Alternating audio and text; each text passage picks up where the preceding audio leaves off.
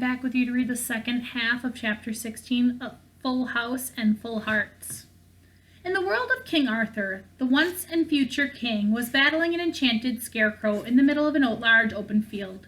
The duel would have been a spectacle to any passing observer, but to Arthur it was just another lesson in his training to become the King of England. Merlin and Mother Goose sat in plastic lawn chairs on the side and drank iced tea as they cheered him on. "That's it, young Arthur," Merlin said. "Always remember, enemies will come in different shapes, sizes, and materials. Artie, Artie, Artie," Mother Goose chanted like she was at a football game. "Show that scarecrow who's boss. Kick the hay out of him." Arthur was the least enthusiastic of all of them. In fact, he resembled the King Arthur on the cover of Alex's book more than the adventurous young man she remembered. Defeating the scarecrow was an easy challenge, but his heart wasn't in it. Only one thing had been on Arthur's mind for weeks, and he couldn't let it go. The scarecrow tackled Arthur to the ground. It punched and kicked him with its soft hay hands, but Arthur didn't even try to shield himself. He just lay on the ground and let the enchanted object beat him. Merlin and Mother Goose did everything they could to encourage him. They magically set off fireworks, they did the wave like a crowd in a stadium, they even danced with pom-poms, but nothing motivated him. "He's been depressed since Alex left," Merlin said. "Unless we do something to inspire him soon, England will have a very bleak future." "Let me talk to him," Mother Goose said. "If there's one thing I'm good at, it's convincing young men to do things against their will. Trust me, I had 2 dates of every school dance, and it wasn't because of my looks." Merlin shrugged. He was out of ideas himself and willing to try anything. He snapped his fingers and the scarecrow was disenchanted. "Let's take a break," Merlin told Arthur. "I need to return to the cottage and stir my worm-tail ragout, so it won't be lumpy for dinner." The wizard kissed Mother Goose on the cheek and then headed into the forest to give her and Arthur a moment alone. "Hey, Artie, come and have a seat next to me," Mother Goose called. Arthur pushed the scarecrow off his body and sluggishly took Merlin's seat next to her. He kept his eyes on the empty field and let out a deep sigh. "Why the long face, Arthur?" Mother Goose said. "You look like I did when the Beatles broke up." "I'm having a difficult time concentrating on Merlin's lessons," he said. "I don't feel like myself these days." "Because you miss Alex," she said matter-of-factly. Arthur's knee-jerk reaction was to deny the accusation, but when he opened his mouth, he couldn't find the words to argue. Instead, he just nodded and sank into his seat. Mother Goose put a comforting hand on his shoulder and smiled sweetly. "Young love," she said. "It doesn't matter how old you are, you always remember it. You spend 5 minutes with someone and suddenly you never want to spend a moment apart.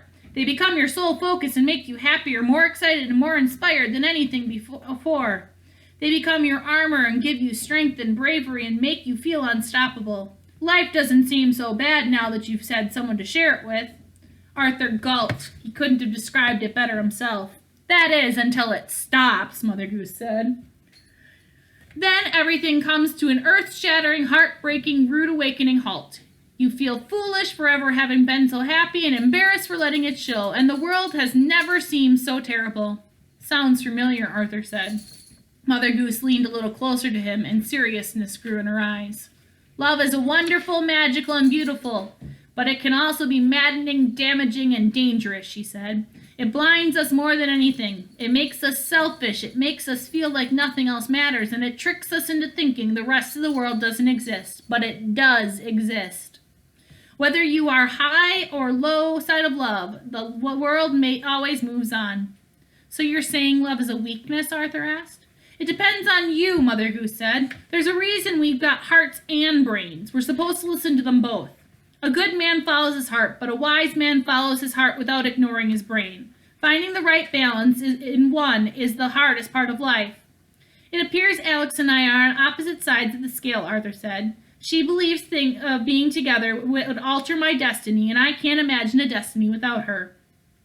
"Destiny is an awful big gamble for one relationship," Mother Goose said. "It doesn't matter how strongly you feel about someone, even the most stubborn people can change. What if you and Alex grew apart a couple of years down the road? Could you imagine the guilt you'd both feel if you let down the people of England for nothing?" "But like you said, life is about finding a balance," Arthur said. "Surely there's an outcome where we can fulfill our destinies and be together. Why does it have to be black and white?" "Young people from the other world are overly dramatic these days," Mother Goose said. "Every relationship has to be all or nothing. There's no example of give and take. I blame television and vampire novels. Alex doesn't want to keep King Arthur from England, so she's keeping King Arthur away from her. Arthur went quiet and looked at the sky. He thought over and over again about what Mother Goose had just said. An enticing idea came to him and he smiled from ear to ear. Then to prove her wrong, I have to prove she won't be depriving England of anything, he said. If I accomplish everything in the legend she holds me to, Alex will have nothing to put between us. Mother Goose was confused. She was trying to convince Arthur to get over Alex and move on with his life, not get over his life and move on with Alex. She had no idea how her advice could have backfired so easily. I suppose you're right, she said. Heck, Artie, if you founded Camelot, assembled the Knights of the Round Table, located the Holy Grail, and still had feelings for Alex when you're done, I'd take you to her myself. Arthur looked at Mother Goose with a deep desperation in his eyes. You would? He asked. Sure, Mother Goose said, but I think you're missing Then I better get back to work, he said. Arthur excitedly ran back into the field. She wasn't sure how it had happened, but Mother Goose was pleased with his spirit's change. She snapped her fingers and the scarecrow got to its feet. Arthur fought it with more vigor and purpose than he had ever fought anything before. Merlin returned to the field and couldn't believe his eyes. He sat beside Mother Goose with an astonished look on his face. It's a miracle, Merlin said. How did you manage it? Mother Goose shrugged. I have such a way with words, even I'm not sure what I said. And that's the end of the chapter. Chapter 17 is called Regrouping. I'll see you guys then. Bye.